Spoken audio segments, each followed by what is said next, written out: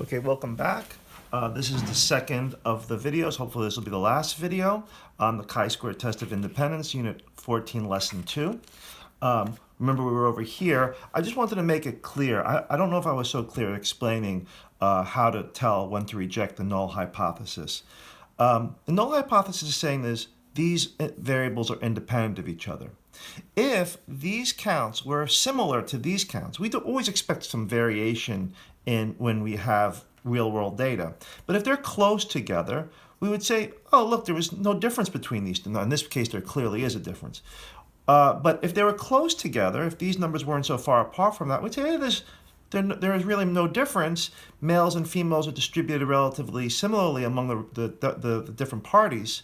We wouldn't reject the null. But if there is an extreme difference like we have in this case, we have evidence to reject the null, which means that there is clearly a difference, in favor of the alternative. So that's how you tell. And again, you're always looking for your chi-squared value, which doesn't really matter so much to you. The p-value will tell you whether to reject or not. A p-value that's less than 5% means reject the null. And if you reject the null, that means there's a huge discrepancy between the variables. Okay, so now I'm going to actually work through a problem with you. I'm going to get you a more realistic problem.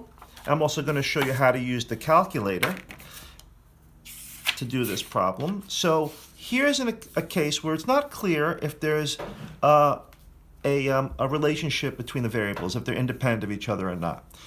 There is still more more males lean toward the Republican Party, but these look kind of relatively evenly distributed. So it might be that these variables aren't, in fact, dependent on each other. They look like they're independent. Doesn't matter whether you're male or female. Falling into political parties is kind of just random. The same percentage of Republican men as women, same percentage of Democratic men as women, same percentage of other parties. So remember what I told you? First of all, you want to create your null hypothesis and your alternative hypothesis, which you could actually write in words. So your null hypothesis is going to be there is no association between political party and gender. And the alternative is there is a difference between political party and gender. Okay?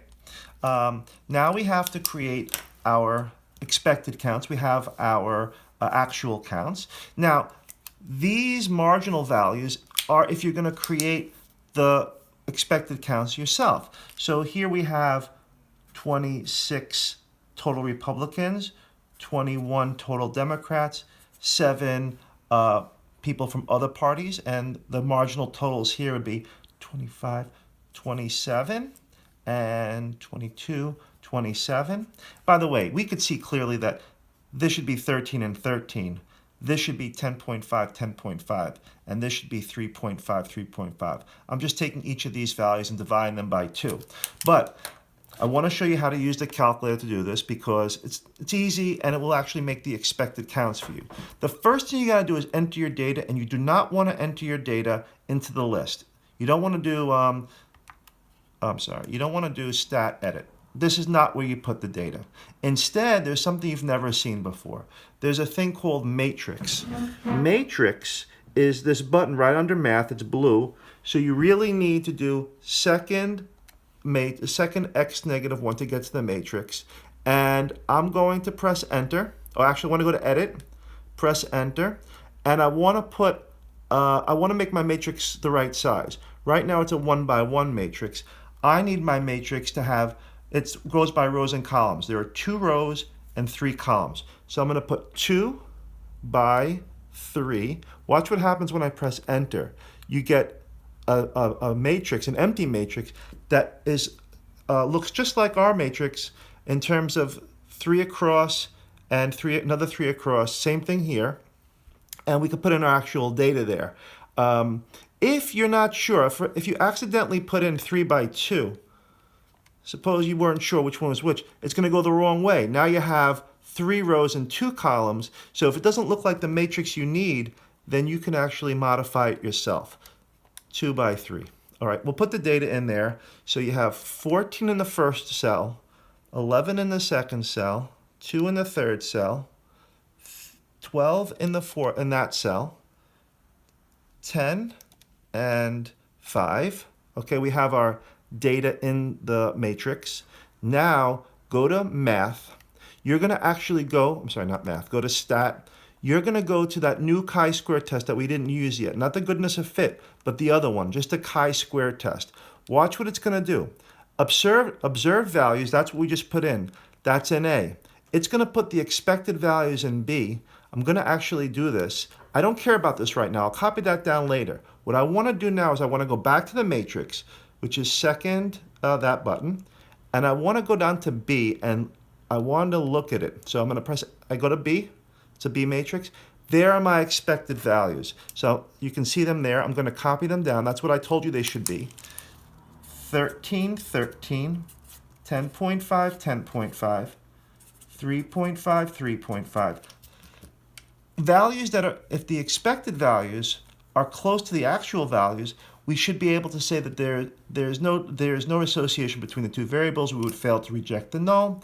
Let's go rerun that chi-square test and take a look at the chi-squared value and the p-value. So I'm going to go back to stat, test. I'm going to go down to the chi-square test. Not the goodness of fit, the regular chi-square. The goodness of fit is the one that we did in lesson 1. That's where you only have a one-way table. We have a two-way table. We use the chi-square test. Let's run it one more time. Let's write down what we have. We have a chi-squared value. I'm going to write it here. Chi-squared equals 1.487. And the p-value is 0.475. Well, this p-value is a big p-value. It's not less than 5%. We would fail to reject the null hypothesis. So we would actually say, fail to reject the null. We'd say, with a chi-square of 1.487 and p equal to 0.475, we fail to reject the null hypothesis.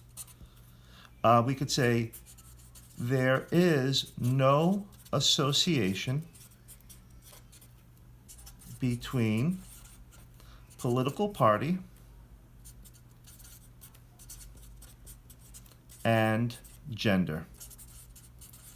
Okay, that's how you do a chi-square test. Okay, last page of the lesson. This explains to you the technology that we just used, and I want to highlight a few things.